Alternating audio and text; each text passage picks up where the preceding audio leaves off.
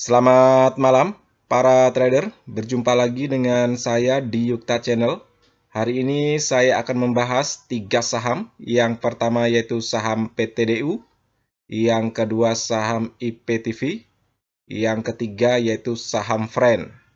Oke, kita langsung saja ke saham yang pertama yaitu saham PTDU. Saham PTDU perdagangan terakhir naik 9,70% di harga 147. Bagaimana dengan prospek saham PTDU? Kalau dilihat dari indikator stokastiknya, sudah mengarah ke atas ya, sudah memasuki area overbought, tetapi perdagangan terakhir menunjukkan tanda-tanda akan crossline ya, itu artinya secara stokastik harus hati-hati. Kalau dilihat dari MACD-nya, masih mengarah ke atas garisnya didukung dengan volume hijau yang semakin hari semakin tinggi, itu artinya saham PTDU ini dikuasai oleh para buyer. Kalau dilihat dari posisi grafiknya memang sempat downtrend panjang ya. Setelah itu saham PTDU dimulai dari tanggal 30 Mei 2022 menunjukkan tanda-tanda rebound yang signifikan dengan harga tertinggi sempat di sekitaran 179 ya. Oke, kita tentukan dulu support dan resisten saham PTDU. Kalau untuk support tentu saja di 133, ini merupakan area golden rasionya di angka 0,618. Apabila kedepannya saham PTDU mampu ya berada di atas area golden rasionya ini, maka saham PTDU berpeluang untuk balik arah ya dari downtrend lamanya ini. Yang kedua yaitu di 97 dan yang terakhir yaitu di 51, ini harga terbawah saham PTDU ya dari downtrend panjangnya. Kalau untuk resisten yang pertama yaitu di 158, ini merupakan area tengahnya Fibonacci ya. Yang kedua 183 dan yang ketiga yaitu di 214. Untuk teman-teman ya yang ingin masuk di saham PTDU, perhatikan saja area golden rasionya yang khusus koreksi di harga 133. Selama masih berada di atas 133 ini, silahkan masuk ya secara bertahap. Tergantung dari teman-teman saja, tinggal mengambil momen masuknya ya. Kalau sudah mampu ya menjebol atau breakdown di area golden rasionya, sebaiknya cabut ya dari saham PTDU. Kenapa cabut? Kalau saya lihat dari laporan keuangannya, kuartal 1 tahun 2022-nya minus ya. Begitu juga dengan laporan keuangan kuartal 1 2021-nya juga minus. Itu artinya apa? Dari kuartal ke kuartal pertahunannya selalu minus ya, tidak menunjukkan progres yang bagus secara fundamental.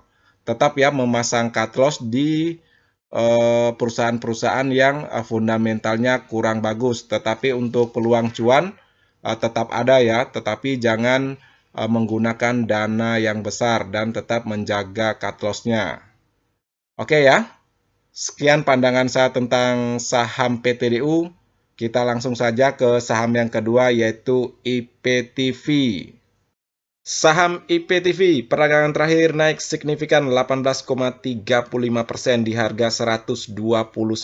Bagaimana dengan prospek saham IPTV? Kalau kita lihat dari indikator stokastiknya sudah mengarah ke atas ya, sudah memasuki area overbought tetapi belum menunjukkan tanda-tanda crossline.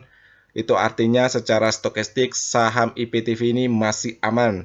Kalau dilihat dari MACD-nya, garisnya juga masih mengarah ke atas, didukung dengan volume hijau yang semakin hari semakin tinggi, itu artinya saham ini masih ya dikuasai oleh para buyer. Kalau dilihat dari transaksi asing, perdagangan terakhir net buy sebesar 6,29 billion, itu artinya asing juga mulai masuk ya di saham IPTV ini. Kalau dilihat dari grafiknya, posisinya sempat naik ya dengan harga tertinggi yaitu di 196. Setelah itu saham IPTV ini menunjukkan tanda-tanda downtrend yang cukup panjang ya. Setelah itu di perdagangan terakhir saham IPTV mampu ya menunjukkan tanda-tanda rebound di tanggal 3 Juni 2022 dan mampu juga melewati SMA 50-nya yang garis berwarna merah ini. Itu artinya apa? Saham IPTV mencoba ya untuk masuk di area fase naik selama masih berada di atas SMA 50-nya ya ke depannya, maka saham IPTV ini berpeluang ya untuk melanjutkan rebound-nya. Oke, kita tentukan dulu support dan resisten saham IPTV. Kalau untuk support tentu saja di 117 yang pertama, yang kedua yaitu di 99, dan yang ketiga yaitu di 69. Untuk resisten yang pertama yaitu di 132, ini merupakan area tengahnya Fibonacci ya, yang tidak mampu di breakout oleh saham IPTV hari ini. Yang kedua yaitu di 147, ini merupakan area golden ratio-nya yang khusus koreksi. Apabila kedepannya saham IPTV ini mampu ya breakout di area golden ratio-nya ini dan mampu bertahan di atas area golden ratio-nya, maka saham IPTV ini berpeluang ya untuk balik arah atau melanjutkan uptrend panjangnya. Yang ketiga yaitu di 169. Untuk teman-teman yang sudah masuk di saham IPTV, lihat saja di perdagangan berikutnya ya, apabila dia melanjutkan reboundnya dan mantul di area golden ratio-nya ini yang penting di 147, silakan TP dulu ya, jangan sampai kehilangan cuannya, atau pasang trailing stop-nya ya, sesuai dengan kemampuan teman-teman. Tetapi untuk teman-teman yang belum masuk, lihat saja di perdagangan berikutnya, apabila dia melanjutkan reboundnya, masuk saja ya secara bertahap dulu. Apabila dia nanti kedepannya mampu breakout di area golden ratio-nya dan bertahan di sini, baru teman-teman tambah lagi. Oke ya, sekian pandangan saya tentang saham IPTV. Kita langsung saja ke saham yang ketiga yaitu saham Friend. Saham Friend perdagangan terakhir naik 7,50% di harga 86. Bagaimana dengan prospek saham Friend? Kalau kita lihat dari indikator stokistiknya sudah mengarah ke atas ya, sudah memasuki area overbought juga, tetapi belum menunjukkan tanda-tanda crossline ke bawah, itu artinya secara stokistik masih aman. Kalau dilihat dari MACD-nya masih mengarah ke atas garisnya didukung dengan volume hijau, di mana volume yang terakhir cukup tinggi ya, itu artinya para buyer sudah mulai masuk di saham Friend ini. Kalau dilihat dari transaksi asing, perdagangan terakhir net buy sebesar 15,20 billion.